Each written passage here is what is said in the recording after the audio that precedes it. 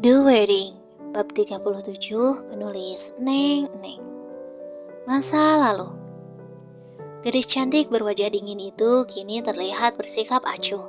Sementara itu di hadapannya kini tengah berdiri seorang pria tampan yang masih menggaruk kepalanya. Terlihat bingung juga canggung.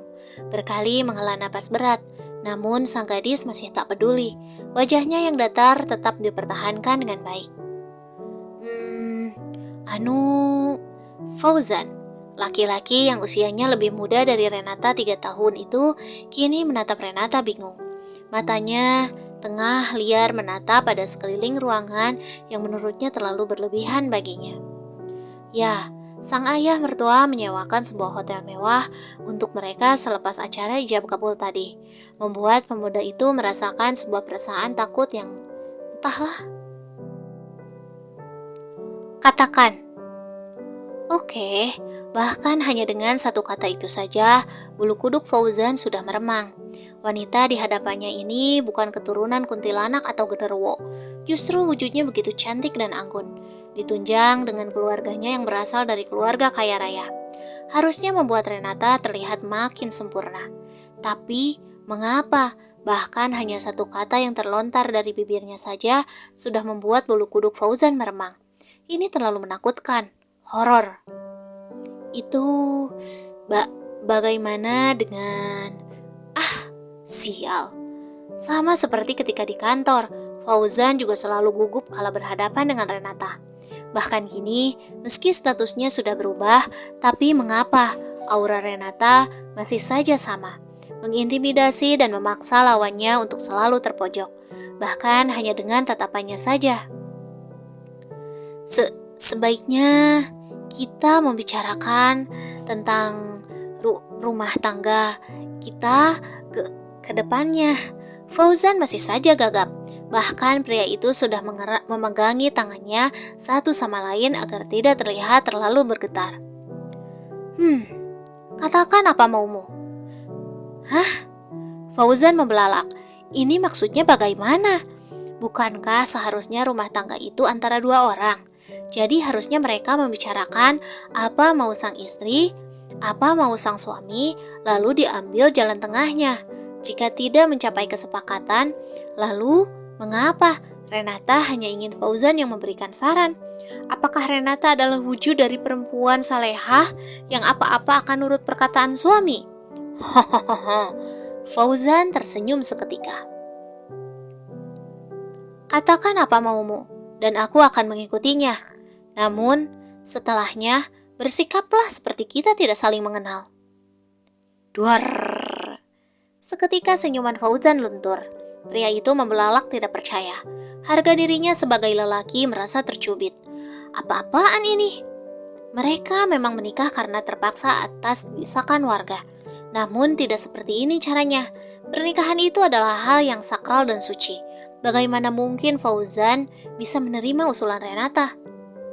Dengan segera Fauzan membenahi duduknya. Pria itu dengan tegak langsung menatap Renata yang tampak menatapnya mengintimidasi. Namun kali ini Fauzan tidak ingin kalah. Sudah cukup di kantor dirinya dianggap kacung yang tak berharga. Namun di sini dia adalah suami, derajatnya lebih tinggi. Harga diri Fauzan seketika bangkit, bersiap membela hak dan statusnya sebagai imam keluarga. Jangan sampai hanya karena Renata adalah seorang yang nyaris sempurna, lantas bisa membuatnya menjadi pria tak berguna. Aku mau dari pernikahan ini aku memiliki anak. Dan kamu pasti tahu kan, apa yang harus kita lakukan agar memiliki anak? Fauzan menaik turunkan alisnya, mencoba menggoda Renata yang kini wajahnya terlihat menegang. Semburat merah jelas terlihat, gadis itu mengerjapkan matanya berulang kali. Namun kemudian, segera kembali menatap Fauzan dengan datar. Pernikahan kita berbeda. Kita menikah karena... Apapun alasan pernikahan kita, tidak akan mengubah apapun. Pernikahan kita sah. Terlebih ayah kamu juga sudah menyetujui semuanya. So, seharusnya tidak ada alasan apapun untuk membuat kamu tidak menghormati aku sebagai suamimu. Begitu bukan? Fauzan tersenyum remeh, meski hatinya tetap berdebar. Apa? Renata membelalakan matanya. Tidak percaya jika Fauzan bisa mengatakan hal seperti demikian.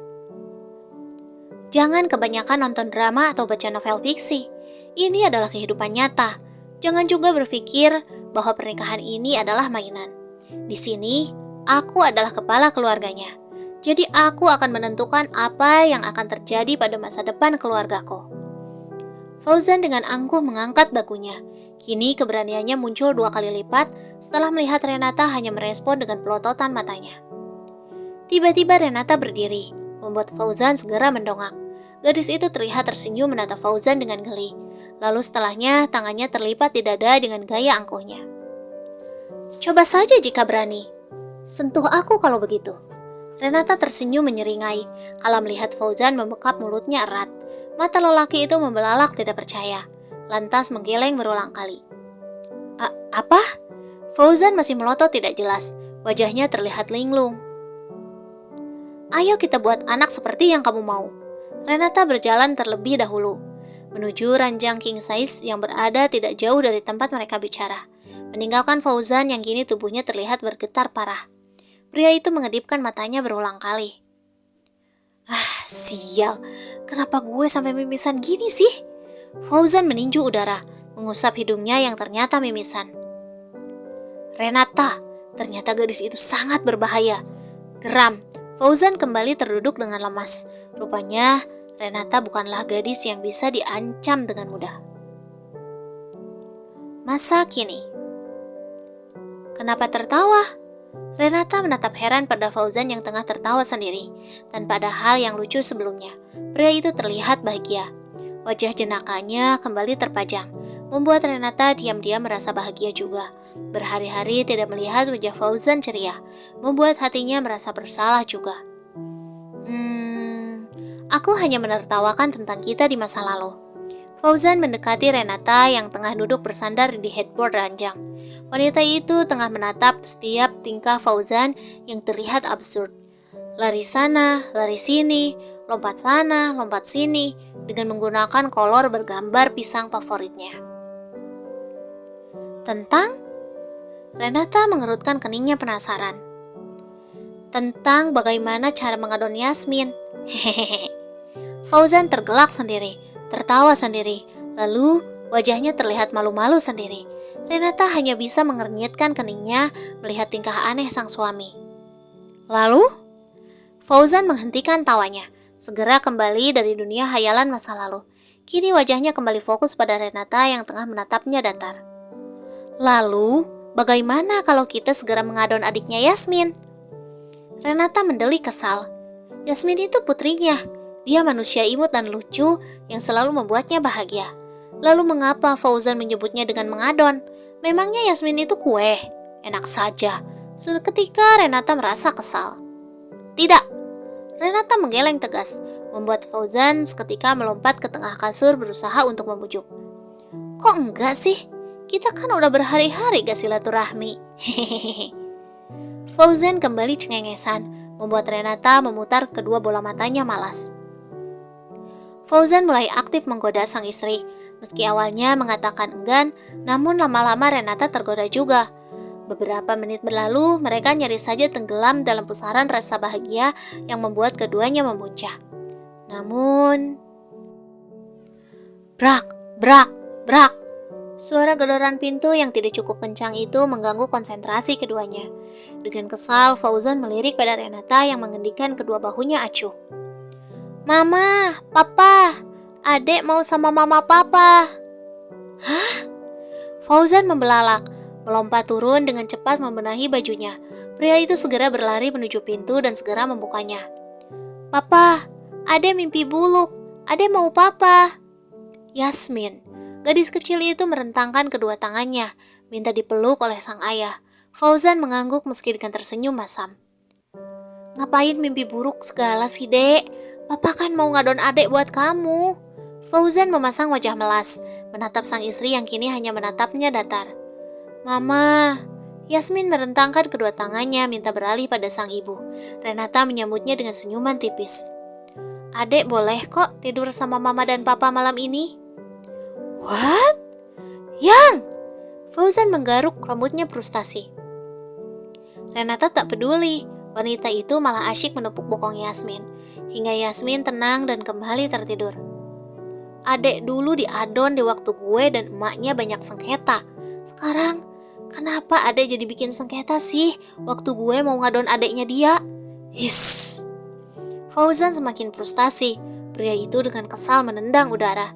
Namun kemudian segera kembali melompat ke tengah kasur, memeluk istri dan anaknya yang hampir terlelap dengan sayang. Beberapa menit kemudian terdengar dengkuran halus dari Fauzan, dan hal tersebut membuat Renata kembali membuka matanya. Terima kasih, Papa. Renata mengusap rambut Fauzan dan Yasmin dengan lembut bergantian. Wanita itu tersenyum penuh haru dengan begitu tulus. Tanpa disadarinya, senyuman itu adalah senyuman pertama yang pernah dia lakukan setelah kejadian nahas beberapa tahun silam.